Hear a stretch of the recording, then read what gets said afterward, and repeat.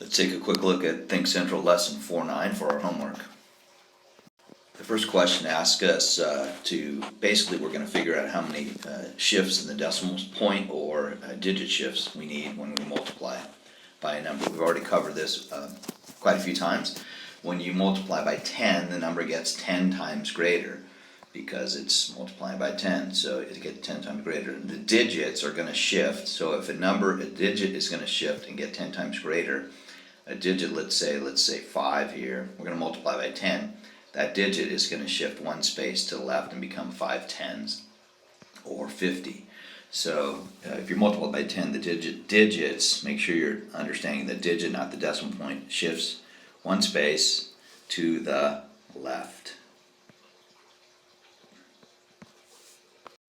Same problem here when you multiply a number by 100. So this time, let's keep with the number 5. You have a number 5 and it's going to get 100 times greater. So if it's going to get 100 times greater, it's going to shift over into the hundreds place, and that's going to become 500. So it's a double shift.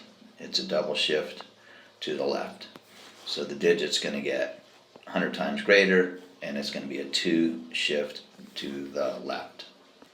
All right, we're back to multiplying by decimals. Again, I'm going to use the decimal island situation. That's not a palm tree, that's just a regular tree that I found a picture of. So I'm multiplying 8.9 times 0.1 or 1/10. I have 2 spaces, they go over there, and then I'm going to multiply 89 times 1, and 89 times 1 is 89, and the decimal points are coming back, and it's a double shift to the left of the decimal point, so the answer should be 0.89.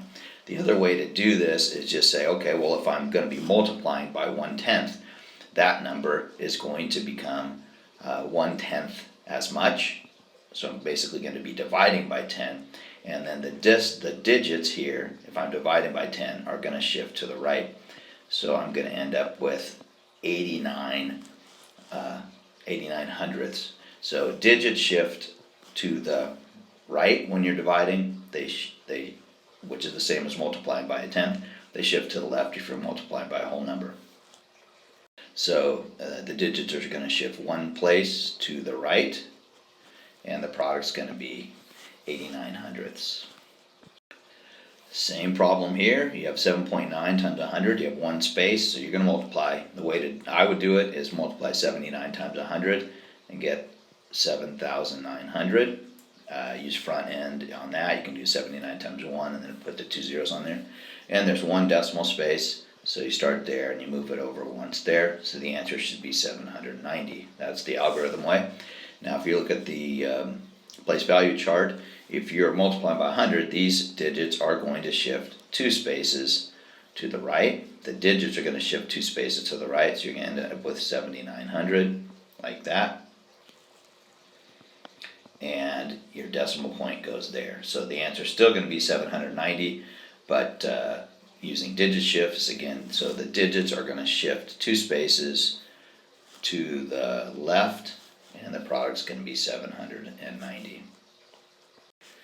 All right, looking at powers of 10, I've outlined for you here 10 to the second power is the same as 100, 10 to the first power is the same as 10, 10 to the 0 power is 1, 10 to the negative 1 is 1/10, 10 to the negative 2 is a 100th, 10 to the negative 3 is a 1,000th.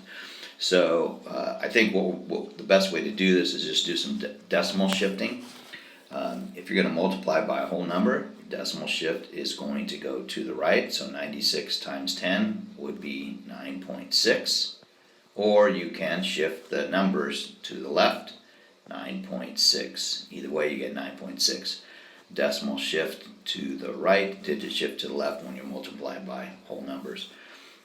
So looking at multiply by 100, again it's going to be, I always do decimal shift, so 2 shifts to the right, double shift, double scoop, 96 is going to be your answer. But if you wanted to shift both of these to the left 2 times, you can also do that, and you still end up with 96. So digit shifts to the left, decimal shifts to the right. And for the third one, it's a triple shift, it's a triple scoop. So I scoop it over that way, put my decimal there, I get 960, or I shift the 9, 1, 2, and 3 spaces there, and I get 960.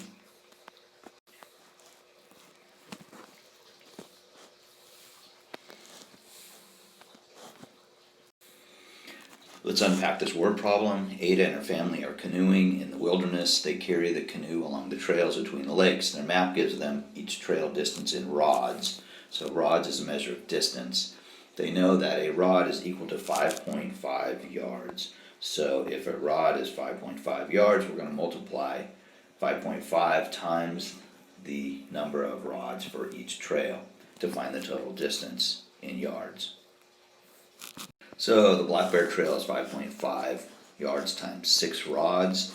Again, I'm going to do front end here. I'm going to get rid of this decimal place. I'm going to put it over there. And I'm going to multiply 6 times 55, and that is going to be 33. The decimal point comes back, and I put it, so it's going to be 33 yards total for Black Bear Trail.